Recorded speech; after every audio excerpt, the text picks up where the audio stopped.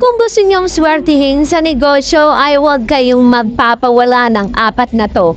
Etong bracelet o money magnet blessed bracelet ay dapat suot-suot nyo habang kayo'y nagninegosyo para maakit nyo ang maraming customer at maraming benta sa store nyo.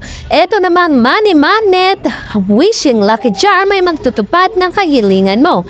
Isulat mo lang ang iyong mga kahilingan sa isang malinis na papel at ipasok mo sa loob nito para magbigay ito ng katuparan sa lahat ng hinihiling mo.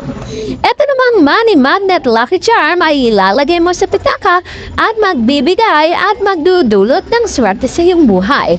Huwag ka rin magpapawala ng money magnet Infinity 8 na to kung saan nasa likuran ng panalangin na uusalin mo kapag mayroon kang kahilingan upang ang lahat ng kahilingan mo niyan ay matupad at swertihin ka sa negosyo mo.